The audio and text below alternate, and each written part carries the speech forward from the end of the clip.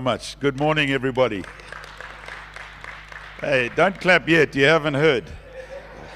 It may be a bit of a lemon, but I'm hoping it's not. I just want to move this over here. There we go.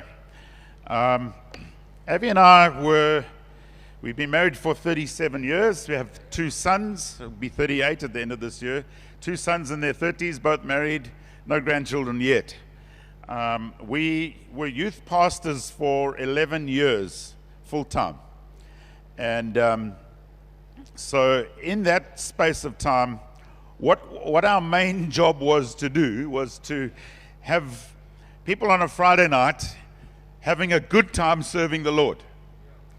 And I often say to people, that's kind of the only thing I really know what to do. So we're still doing it. The crowd's a bit older, and we do it on a Sunday. It's the same thing. Not a lot has changed. But I should get something out of the way first. I never had a very rebellious youth, but I did get stoned once. It was by mistake, so don't blame me. Don't look at me and judge me. But it was also in church, so it's like. So we were doing a youth meeting, and I had this incredible brainwave, this epiphany that came over me, and I said, if I could help these young people just do an expose into the world of drugs and just help them to know what's what, and so that they can steer clear of it. And I had this brainwave. I knew somebody in the narcotics bureau in Pietermaritzburg, and I went there with this friend, and we got the briefcase that they opened with all the paraphernalia in it there, and I said to the guy, do you mind, because I have this idea in my head, could I have a bit of weed? Because I reckon if I could get that to just smolder, it would, you know, the Brownian movement. Were you listening at school? The Brownian movement, or Brownian motion, is when particles permeate a space. So if Gareth walks in there with his Tommy Hilfiger cologne splashed all over him, it's not going to be long before everybody smells it. That's what that is. So my idea was I would do this presentation. My big grand finale would be to light this sprig of weed. So the guy said, no problem, and he very deftly, and too deftly actually for my comfort, tore a piece of newspaper and dug in. There was a sack. It was rolled down in the passageway of the narcotics bureau. It's like he took this newspaper and too deftly for my comfort did a quick turn and wrapped it up and said, there. I was a bit shocked because it was a little bit too slick for a policeman. And I said, I promise I'll bring it back. He says, no, bring the briefcase back. You can do what you like with that stuff, but I need the briefcase back because that's. So I was going like, this was now back in the days before, it was legal to have it at home. So I do this thing. I got a candle burning, got an overhead projector. Remember those ones? That thing. Got the things on the screen. I got the little briefcase here with all the stuff, and I'm doing the thing. And my big grand finale was to get a sprig of weed, which I had concealed, had a candle burning, and I was going to light this sprig of weed, get it to smolder, and then the Brownian movement would take over, and I would then, if the kids got that smell, then they knew that they were at a party or something, and that smell, and they knew must get out of there because the guys are taking drugs. So that was my idea.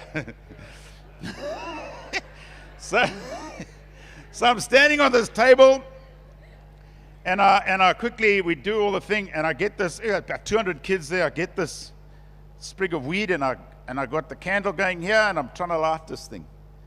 But I've never done it in my life before. So I'm getting it to try and just smolder. But when you light a braai fire, the smoke goes there, you don't care, you just carry on, and you...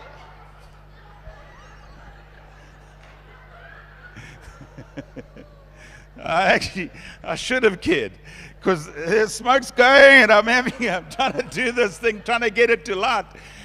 And suddenly I realized that I'm not actually present. I'm in the moment. Things look a bit different and feel different. Colors look a bit different. And I suddenly look up and I go, this thing still wasn't lighting properly, and Avi realized something bad's going to happen here. This isn't. So I managed to land the meeting, conceal it, and keep my dignity. But so I just thought I'd let that sort of out front, so that you know that if you hear any stories, you got it from me and you heard the truth. Do you know what jelly beans are? Jelly beans are lovely sweets. There's a tin of them on the screen that's coming up right now. There they go. Look at them. Okay, so now a Oxford professor. Let me just press my start button here, otherwise I'll end up running over time. An Oxford professor came into his offices with a jar of jelly beans. And he asked his 160 people that worked on his staff how many jelly beans were in the jar, and everybody had a guess. And out of 160, some people suggested that there were 400. Some people suggested that there were 50,000.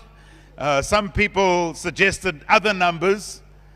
And in the end, he knew how many were in the jar. And in the end, nobody got it right. Nobody guessed it right. But interestingly, when they tallied it all up, they all got it right. So the actual number in the jar was 4,510. When they added all the numbers up of everybody who guessed, the total number came to 4,515. So out of 160 people, with them all guessing, the average was 5 more than what the actual number was. And he deduced from that kind of serendipitous experiment that a team is always better than an individual. And that when we do things together, we do them better. And that the crowd thinking is always more sound than one individual lone ranger. And so the accuracy of the group is far greater than the individual. And they call this the wisdom of the crowd. It was the thing that they came up with. And so I want to speak this morning on playing on a team, because I think there's some skills that we can learn. I loved listening to Mark last night. I've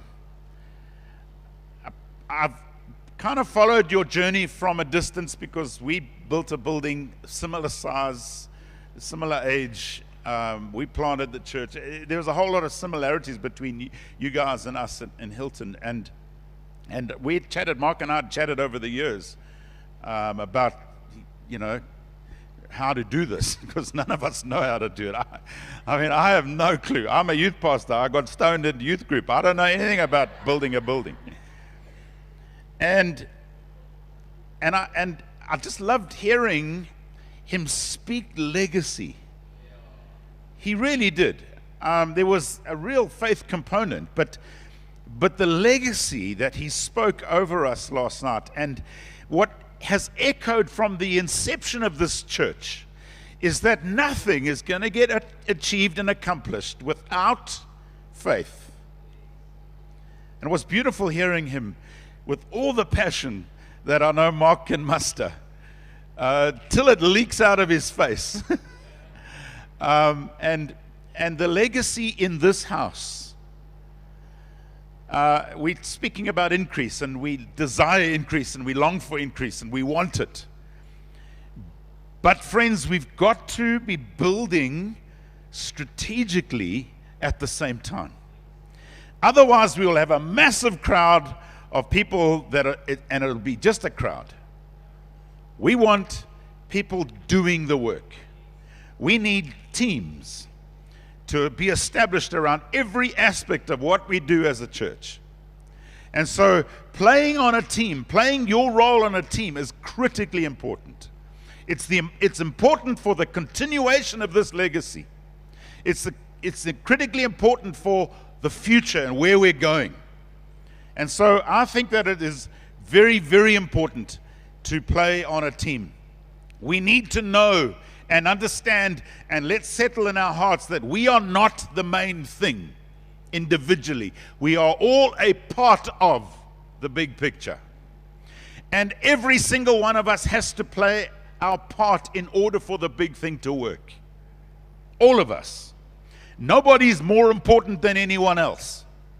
Nobody is more anointed than anyone else. God has spoken over this church. And we are called to roll up our sleeves and get stuck in. And so I want to drop just a couple of biblical images of what team looks like, what being part of something looks like. The first picture that we see biblically is streams flowing into a river.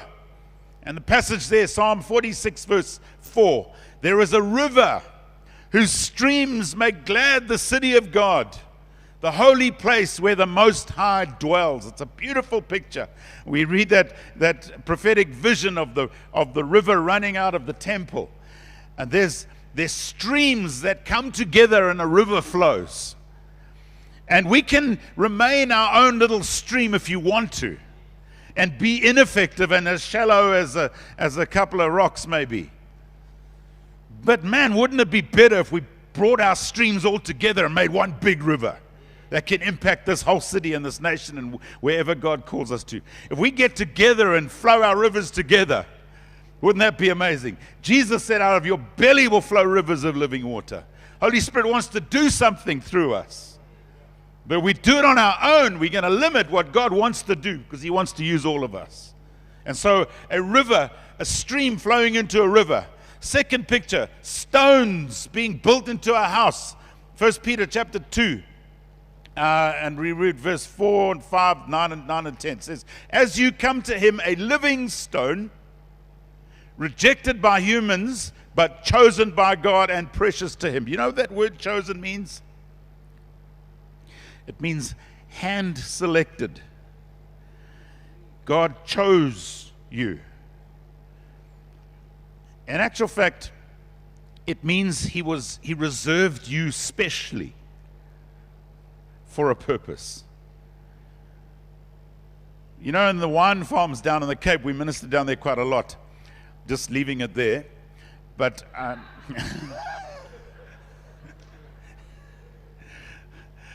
on the wine farms, they have these things called special reserve. It's a bottle of wine that you can't buy at Tops.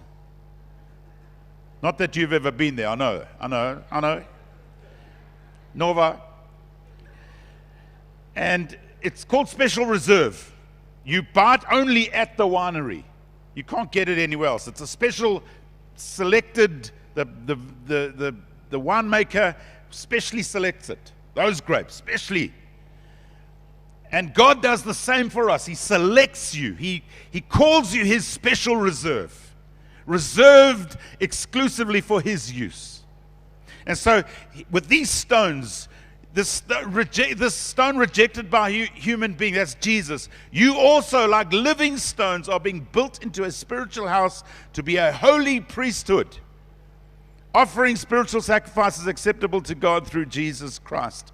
A holy priesthood. I was at church in Potch on the weekend, and there were some guys there that have French descent, and they only know French, and so he comes and meets me afterwards. He says, "Hello, Father." I don't think I might have been called that once. Somebody called me a priest once. So, are you a priest? So I'm going, well, and to unpack all of this. Friends, all of us are priests.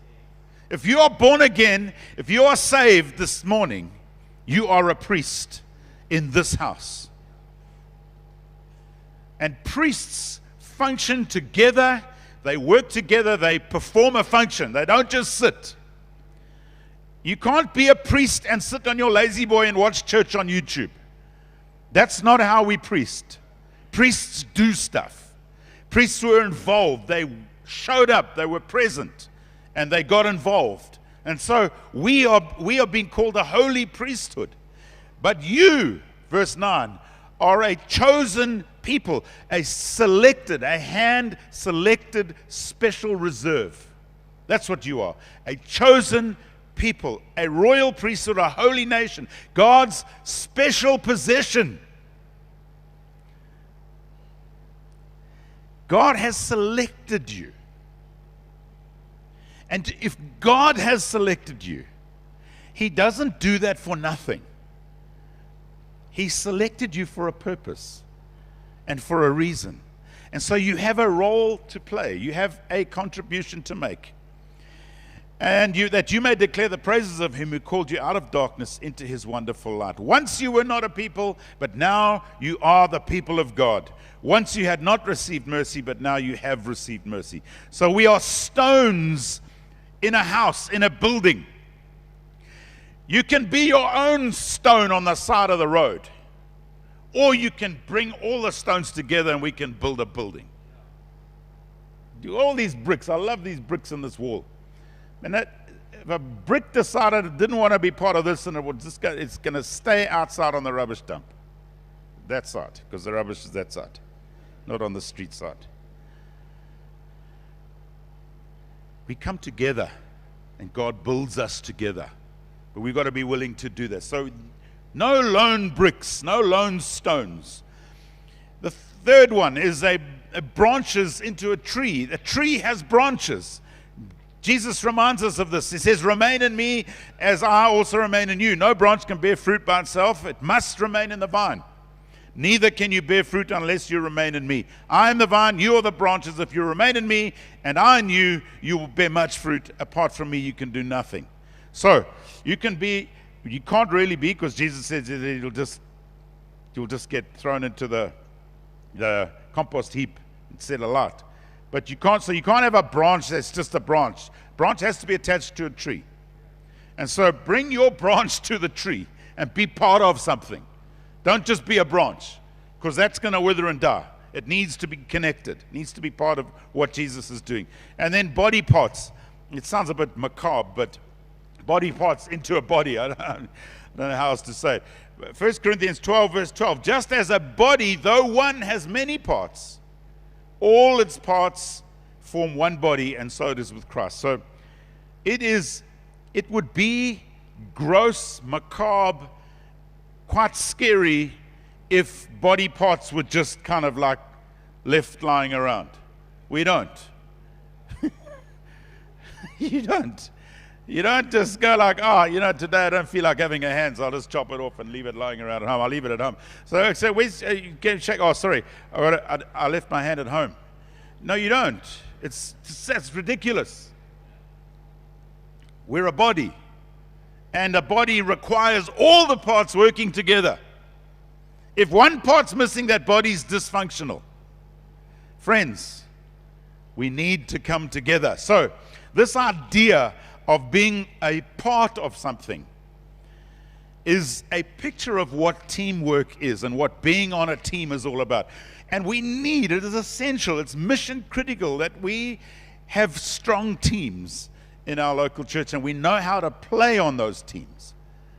Because if God's bringing the increase, we don't want to not be prepared for that. We don't want to spill the blessing out on the floor and waste it. God is entrusting the city to us. He is bringing the increase. And you heard Mark's vision. Hundreds of people baptized, hundreds of light groups, just multitudes. And we spoke this morning, John speaking about multiplication. Yes, we want all of that. But friends, we've got to, in our hearts, embrace this idea that we've got to be on a team. We cannot do this individually. You cannot do it on your own. You've got to be part of it. And in a team, everybody plays their role. You can't have us. I'm a Liverpool supporter. Never walk alone. 5-1 they won this week. 5-1. Who's with me on that one? Yes, please. Thank you. Liverpool, the best soccer team in the whole world. And everybody on that team plays their position. They play their role. And if Mo Salah decides he's going to go and be a goalkeeper, we got problems because he's too short. The goalkeepers are tall. They're there because they're tall. So you got to play in your position.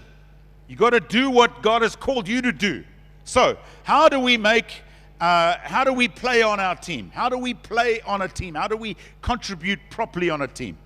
How do we make our lives count on a team? Well, the first one, I think, is that you keep contributing. I don't think these are coming up on the screen. I'm just write them down if you'll try and remember them. Keep contributing. Don't stop your contribution.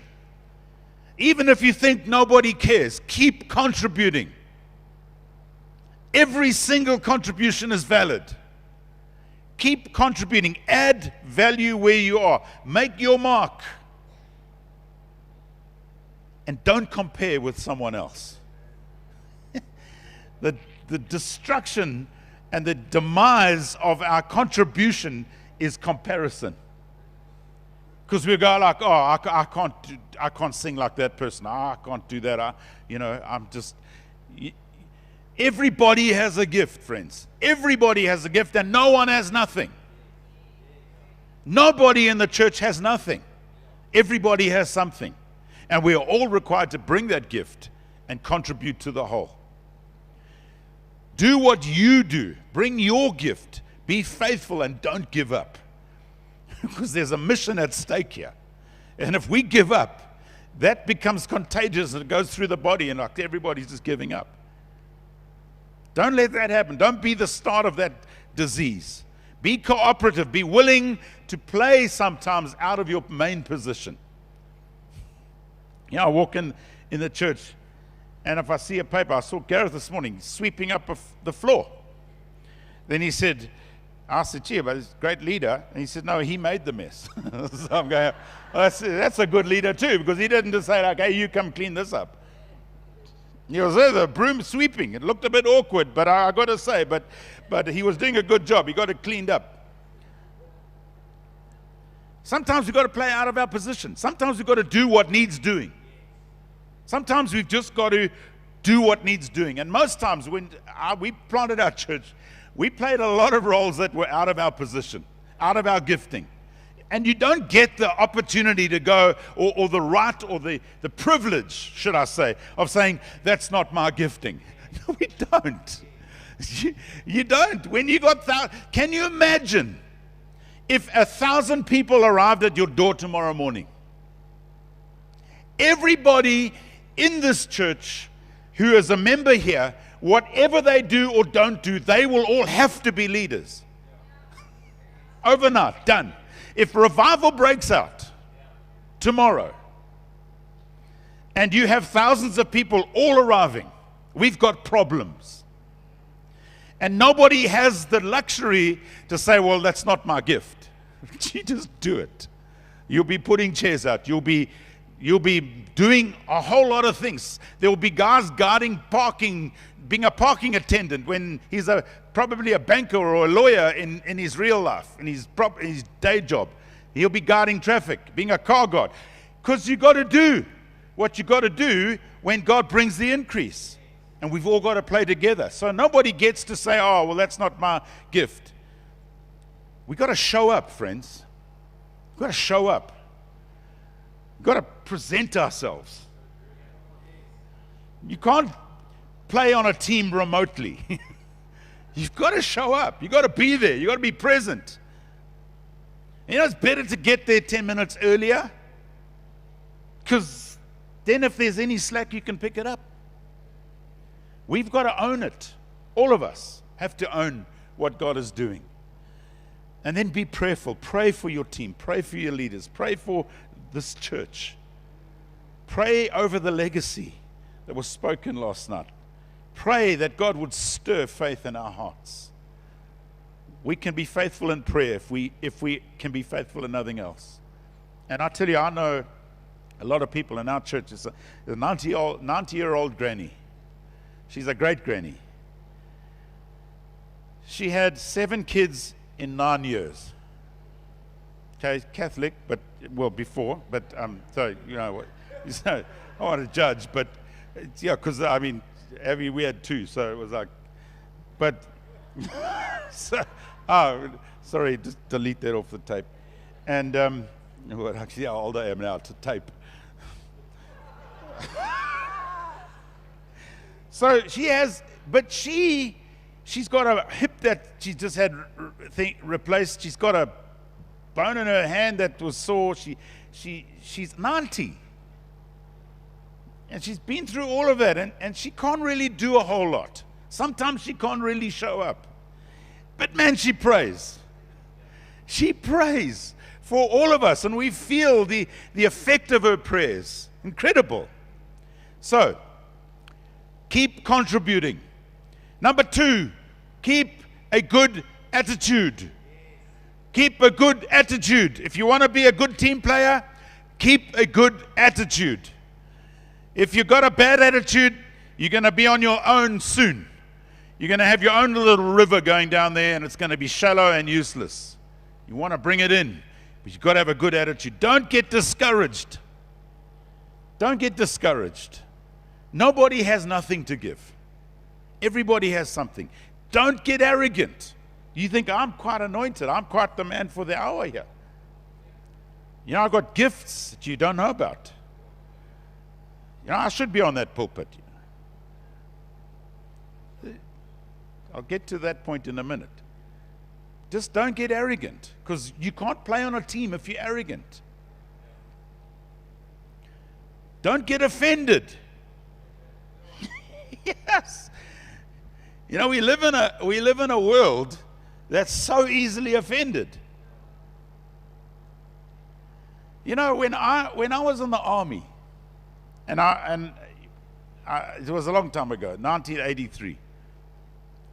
I'd never been out of our province. I ended up in Kimberley at one intelligence unit.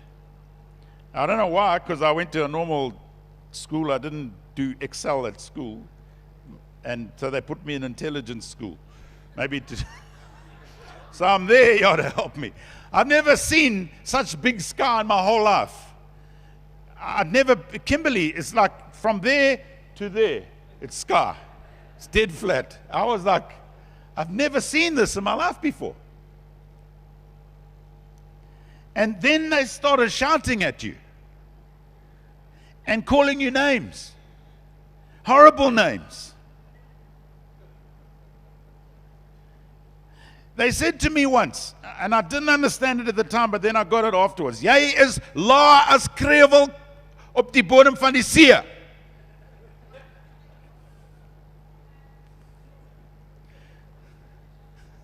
I didn't say the words. You can see what I did there. So, but you can understand.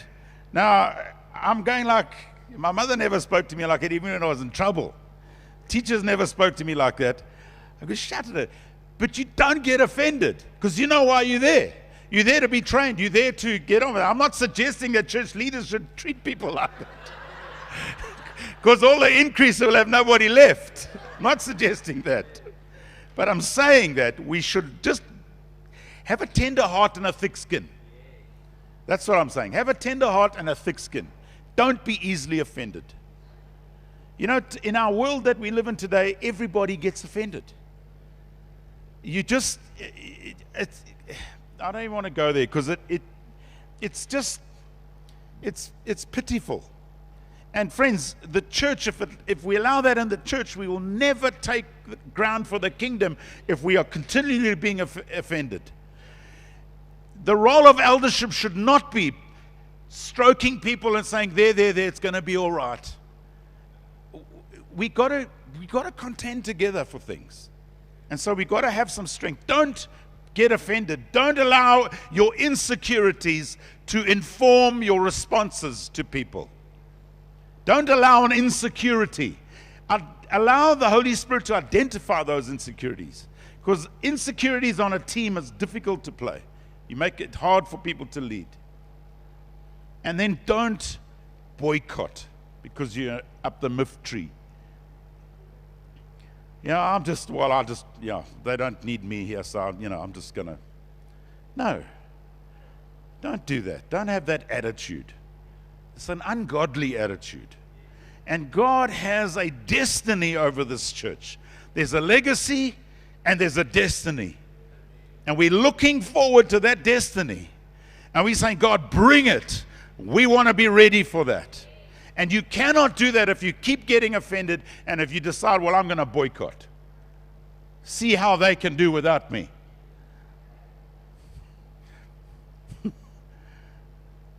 You can't. You're not allowed to walk away off the job. If Nehemiah had all sorts of guys on the wall, and they were all involved. They had everybody on the wall. And if some guy decided, well, I'm not being appreciated here, I put a brick there, somebody else moved it and put another one there, I'm just going to leave. Here's my trowel, chuck it on the floor, walk off. He wouldn't have got the job done if everybody done that. So, keep a good attitude. We must be able to work with others for the greater good of the whole body. We have to. We have to be able, sometimes you've got to just swallow some stuff. Get over it. Don't take yourself so seriously. You are God's gift, but not the only one. There are lots of it. We're all God's gift. Be a responder, not a reactionary. Be a responder to the Holy Spirit. Don't react to situations. Guard the unity. Don't be an antagonist. Some people, I've been involved in some churches over the years, and guy gets brought onto an eldership team, and all of a sudden he thinks he's a cop. And his job is to keep the lead guy in check. What rubbish. Where did that come from? He's got to keep the executive accountable, like members of parliament. That is not in the Bible. When you come onto an eldership team, you add value to a team. You're led by a leader, a team leader, and there's mutual submission that takes place. So when I led our team, they were my elders. They shepherded me. I wasn't the only guy, the only voice. There were often times when I never got my way, and that was okay. Sometimes I can't be a dictator personally because I don't know that I'm always right. And sometimes we're not always right. That's why we need teams. We need people around us. But if you always objecting just on principle because that is what you think your role is, then you're not playing on the team. I had a guy like that on one of our eldership teams years ago, on our eldership team, and he's in Australia now, but that's another story. But he just opposed everything I'd suggested on principle, just to keep me in check. You know how hard that is to lead? Because God gives you vision, you go, yes, a visionary is supposed to get vision. He's supposed to have a dream. He's supposed to be running hard after something. I look at Mark on the screen and I'm going like, geez, it would be the hard thing to be on that eldership team because you just get a vision and you're just running, boy. And everybody's got to carry. You just get on a skateboard and go with. I mean, so that's what visionaries do. They dream. But if you're always going, nah, that will never work, that's not what we need. We need guys who go and say, let's figure out a way to make that happen. That's what you need on a team. And then, quickly, I must finish. Got 1 minute and 35 seconds left. Don't look for recognition. Don't always be looking for recognition. You know, we don't put our name plaque on things that we buy for the church. Oh, whoever bought this, put his name on there, in loving memory of. You know, we don't. We contribute. We don't look for recognition. Because the Bible tells me that one day when I get to heaven, my heavenly Father is going to say, well done, good and faithful servant, enter into your rest. That's my reward, not here on earth. I don't look for recognition here. I play my role in a team, and I do it happily. And so we need to learn, if we're going to play on a team well, we're going to have to learn how to live with obscurity. Sounds like some folks don't know what that word means. Obscurity means you are comfortable without anyone knowing you or what you've done. You know, our life's journey in starting our church and planting it and the years that we've been in ministry, it was quite hilarious. So one day we were at the visitors lounge in our church, and we were just welcoming some new people and chatting and making conversation. So one guy says, so what do you do?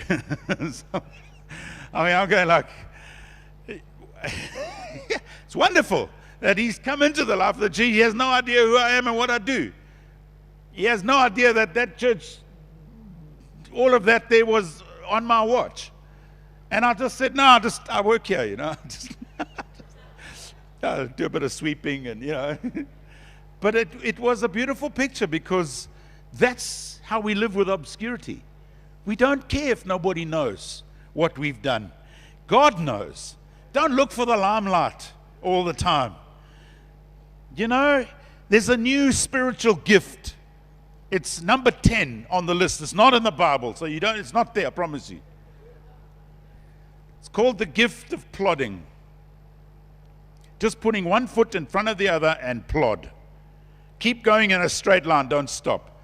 And if you're continually looking for recognition, you won't be able to plod, because you'll be trying to find who's seeing what you're doing. Just keep plodding. Keep being obedient to Jesus. Be ready for the long haul, the long journey. Eugene Peterson said, I think I've mentioned it before, he was the guy who paraphrased the Message Bible. He said, Christianity is a long obedience in the same direction. That's what this is. It's a long obedience in the same direction. And wouldn't it be amazing if in 20 years' time, we look back at this church, already with a doubled auditorium, parking somewhere else? I don't know. Can he do this again? Yes, he probably could. Who knows? Thousands more people.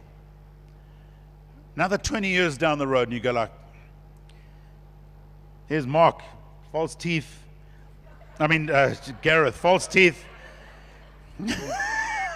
20 years, Ainsley will still be doing, you know. So,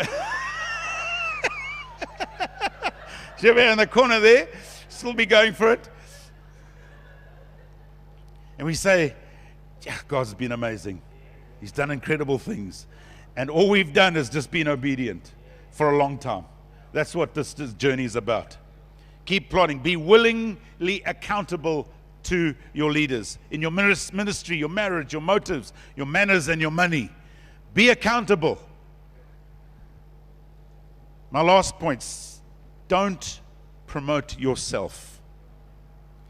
Don't promote yourself. Let God do the promoting. Don't look to man. Your future is not in the hands of a man. Your destiny is not in the hands of a man. When you bring your gift and you add value and you play your role in a team, your destiny and your future is in God. And He's the one who takes that team, breathes His life into it, because He blesses unity, and it happens. Learn to be selfless. You know, we're all born selfish. We've got to learn to be selfless. It's a journey. And if you never learned it as a kid, you're going to have to learn it sometime. Because we're all born selfish. Every child, you don't have to, they are the center of the conscious universe, always. And we were visiting a family in Potch. I don't know if they're here, and their little 2-year-old, she owns the space. I said to them, when you have a second child, this one of the one's nose is going to be put really out of joint.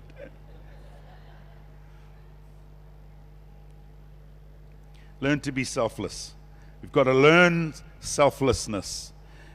And I believe God always rewards faithfulness. He never rewards faithlessness. He never rewards unfaithfulness. But He always blesses and rewards faithfulness. So be faithful as a lifestyle pattern to your spouse, to your children, to your church, your responsibilities, to your work. Be faithful and let others do the talking. You keep on walking. Can you imagine what kind of legacy we could leave for the next generation in this church if we just never gave up? If we just never stopped playing on a team? If you played your role faithfully over a long period of time, what would happen? God bless you guys.